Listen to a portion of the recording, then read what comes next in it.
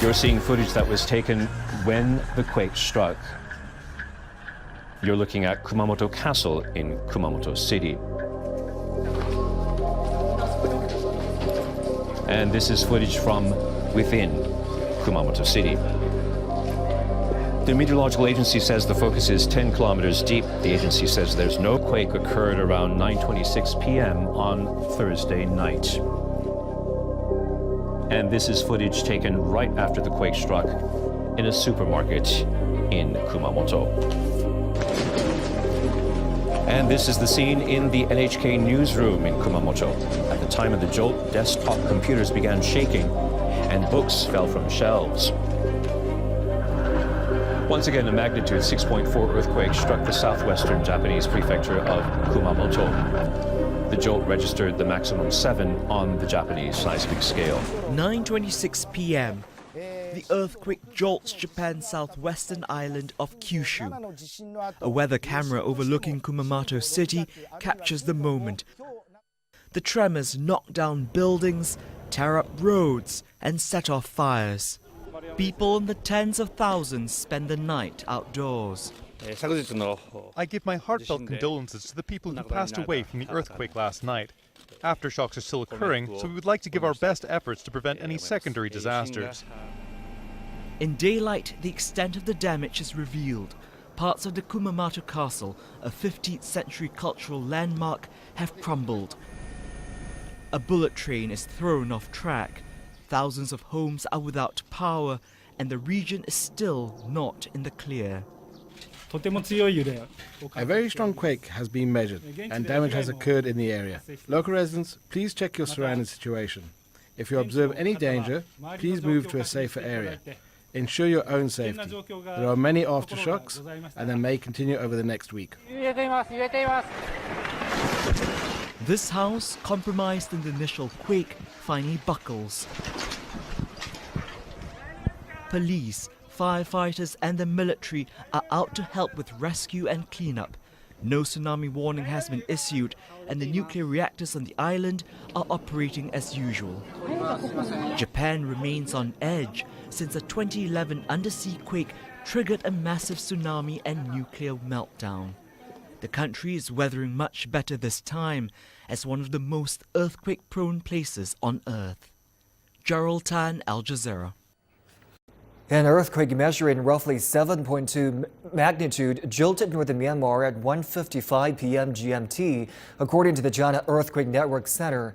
The epicenter, with a depth of 130 kilometers, struck in the Indian-Myanmar border area around 400 kilometers northwest of the capital Naypyidaw. No casualties or substantial damage has so far been reported. Strong tremors were also felt in India, Bangladesh, and China's Tibet Autonomous Region. In Lhasa, some residents were seen rushing out of their houses for safety.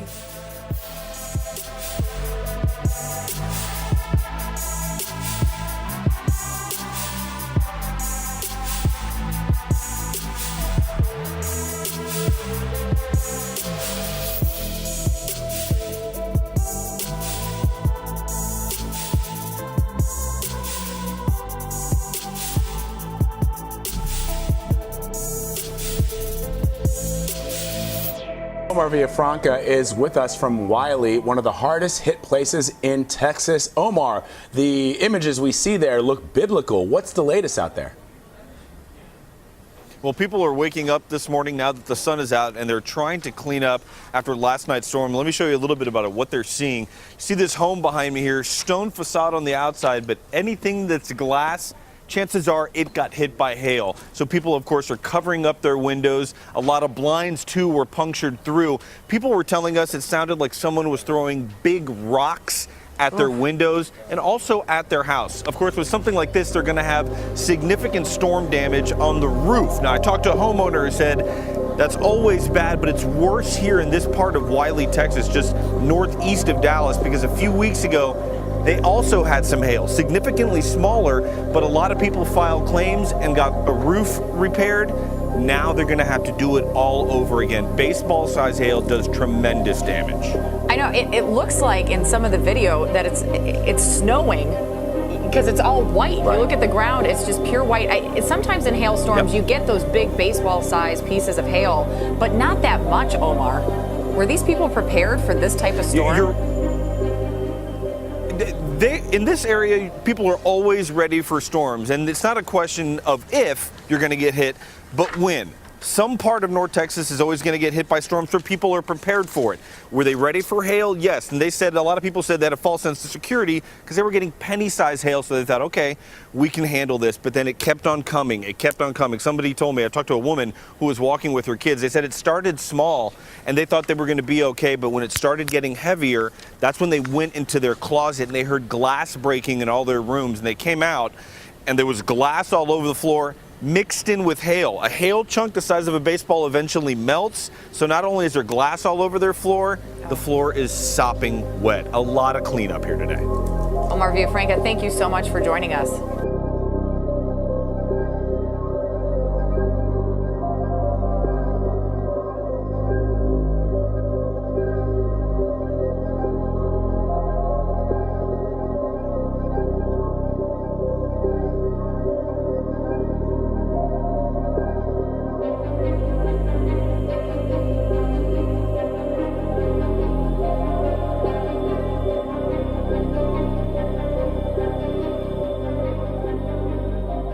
Much of India is now grappling with an intense heat wave, with some areas reporting soaring temperatures of over 40 degrees Celsius. Since last week, the eastern state of Odisha, as well as the southern states of Telangana and Andhra Pradesh, have recorded a total of 130 deaths due to sunstrokes induced by the heat wave. And the country's weather bureau said the extreme temperature is caused by the El Niño phenomenon, delaying the usual April rainfalls. However, the Bureau said India will experience above normal rainfalls later this year. The Fox News alert: a magnitude 7.0 earthquake has hit southern Japan, and a tsunami advisory in effect for some areas. We'll be talking about that with our meteorologist Rick Reichmuth in just a bit. He'll give us some context on this. In the meantime, a Fox News alert from Japan, where the U.S. Geological Survey now reporting a 7.0 magnitude earthquake rocking the southern part of the country after a 6.5 quake killed at least 9 people there yesterday and injured more than 800 others. Meteorologist Rick Reichmuth has more context for us. Rick? Yeah, you know, interesting. Generally, when you see an earthquake follow a day or two afterwards, it's an aftershock, and usually they're smaller. So it is a little bit not as common to get a stronger earthquake one day later. This is the area, the southernmost island here, or bigger, more significant island here in Japan right there. But this last one happening within the last hour. And to put this into context, this is at least 16 times stronger than the earthquake that they saw yesterday that ended up being responsible for the 19 lives and all of the damage that was done there. So think about the buildings that were weakened from yesterday's earthquake, and now you have those weakened structures now getting a much stronger earthquake today. Certainly very rough conditions going on, and a lot of scary times right here. You mentioned a tsunami. Generally, for a tsunami, you need to have an earthquake over the open ocean. The center of this one over the land here, so tsunami not a biggest concern. And you remember the big tsunami a number of years ago was up here in the northern part of Japan, and it was over a 9 strength, a 9.0 earthquake. So not as strong of one, but certainly when you see what happened yesterday and then you get another one here just a day later, Greg, the next couple of hours are going to be very dangerous. They don't need any ambulances, so I told them we'd be back as soon as we could.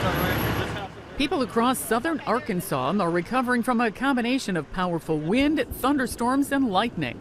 A line of strong storms crossed western and central Arkansas on Monday, with the worst damage stretching from Texarkana to El Dorado. Many residents were dealing with trees that fell on their homes. It was over the top of me. It almost hit me in the head. So I ducked. When I heard the boom, I ducked, and then I looked up and there was a tree in my house. No, we have nothing. I don't make enough to afford insurance. Texarkana resident Bill Story describes the moment a tree came down on his home. And then I heard hail, and I said, "Oh Lord, just protect us from those trees." And by the time they came down, so I didn't start praying soon enough. The National Weather Service says there were no confirmed tornadoes, even though tornado warnings were issued. Residents say this was still a very powerful storm. I was outside watching the trees be uprooted. I mean, it sounded just like a freight train. Emergency officials in Arkansas say lightning or static electricity started several small fires. Sandy Kozel, The Associated Press. All right, look at the guy to port. Look at the left one. He is on the deck. On the deck, below the bridge wing.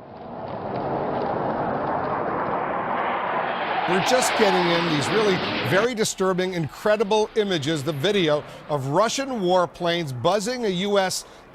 Navy destroyer, the USS Cook, in international waters in the Baltic Sea. You served as a pilot in the U.S. Air Force. How dangerous is this kind of situation where these fighter jets actually come within 75 feet of the Cook? Yeah, it's very dangerous.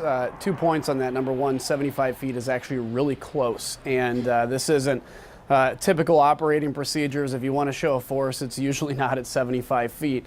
And the other issue is they were basically simulating a strafing run on our Navy ship. Now, I give a lot of congratulations, I guess, a lot of shout outs to the commander for exercising discipline in this situation. But had this been, for whatever reason, a real strafing run, we would not have known that until after the first pass. So this is very serious escalation. It's also worthy to note, I believe there was a Polish helicopter on board. You know, in 2006, I was in Kyrgyzstan with the military, and the Russians would do this occasionally. They'd overfly our military base just as a show of force, but they would not fly over at 75 feet, and we knew they were just showing off versus this, which is an extremely dangerous escalation. Long lines for vaccination in São Paulo.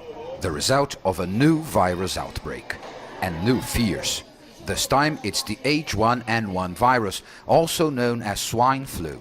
Across the country, it's killed 102 people since the beginning of the year, most of them in São Paulo. With so much attention of late focused on the Zika epidemic, this H1N1 outbreak, beginning during the southern hemisphere summer, caught many people off guard. We don't really know why this happened. The influenza-type viruses are very unpredictable, but there are some hypotheses. For example, it would have been brought by people who traveled to the northern hemisphere during winter. There was much H1N1 activity in the United States this season, for example. Health authorities ramped up the yearly vaccine campaign to try to deal with the outbreak ahead of winter. Mothers are desperate because we have a runny nose and already think the worst. So we have to bring the kids for vaccination. It's a disease with heavy symptoms that can leave lasting side effects. We have to come. It's a no-brainer. Vaccination against the H1N1 virus is free through the public health system for those considered most vulnerable, like infants and the elderly. For everyone else, immunization costs about $30 in private clinics. And there's no shortage of people willing to spend this money to get protection against the virus. Many private companies also sponsor the immunization of their employees to stop the disease from spreading in the workplace, which would cost them much more in the long run. Cristina Bellinassi came with her 2 children and her housekeeper to get shots, all to make sure home is a safe place. What we hear is that this is not like any regular flu. It's a dangerous disease that could even kill if you're vulnerable. It's not our case, but I think that if more people take the vaccine, it will be easier to stop the spread of the virus. Millions of people are getting their injections in preparation for winter, when it's easier for the virus to spread. But the cost factor will still leave large numbers of Brazilians unprotected through a season of uncertainty. Paulo Cabral, CCTV, São Paulo. Sun Wenlin and Hu Mingliang were hoping to make history, to become the first same-sex couple in China to be legally allowed to marry. So last summer, they submitted an application to do so at their local marriage registry in their hometown in the central Chinese province of Hunan, but it was rejected. So they sued, and earlier this year, to their surprise, a district court in the provincial capital, Changsha, agreed to hear the case. But on Wednesday, the court ruled against the couple. It said even though there is not a law that explicitly forbids same-sex marriage in China, there are several provisions that specify genders of license applications in the country's marriage law. The court's decision is being seen as a blow to LGBT equality in China. Same-sex relations were outlawed until 1997, and until 2001, homosexuality was on the official list of mental illnesses for clinical treatment. And despite advances in recent years, a survey by the Pew Research Center last year showed 61% of China's population still viewed homosexuality as unacceptable. But for Sun and Hu, they say this isn't over. Sun told CNN on Wednesday that the couple plans to appeal this decision and continue to fight for the right to be married. Matt Rivers, CNN. Our street, our street, our street. What do we want? Democracy. What do we want now? We are unstoppable. Another world is possible. We are unstoppable. Another world is possible. Black lives matter. Black lives matter. Black lives matter.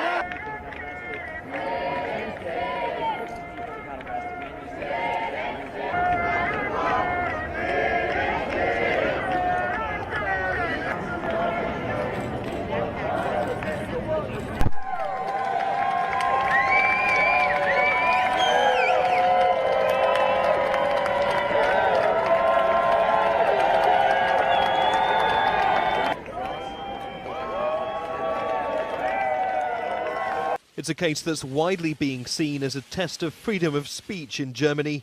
Now, a surprise decision to allow a criminal inquiry into one of Germany's most popular comics. The federal government has examined this request. The Foreign Office, the Justice Ministry, the Interior Ministry and the Chancellery took part in this review. There were diverging opinions between the coalition partners. The result is that in the present case, the federal government will grant its approval. Last week, Turkey filed a criminal complaint against Jan Böhmermann, who performed a sexually obscene poem poking fun at the Turkish president on ZDF television. We didn't steal anything.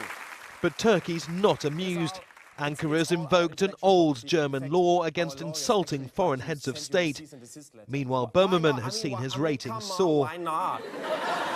You made fun of us Germans. But the decision to prosecute the comics proved an awkward choice for Merkel. Europe needs Turkey on side to help reduce the influx of migrants into Europe. While the government's been quick to defend freedom of speech, it's gone a long way in distancing itself from Böhmermann. Opposition parties are furious. Das, was hier in Richtung Türkei gemacht wird. What is happening in regards to Turkey and Erdogan is unacceptable. It furthers the upset and it feeds the suspicion that there are links, which shouldn't exist, with the refugee situation and the deal that the government has made with Turkey. The German courts will now decide whether to file charges against Böhmermann. Insulting a foreign head of state could lead to a fine or prison sentence. ZDF television, who quickly withdrew the clip from its archives, says it didn't break the law. Meanwhile, Jan Böhmermann has been given police protection. Neve Barker, Al Jazeera.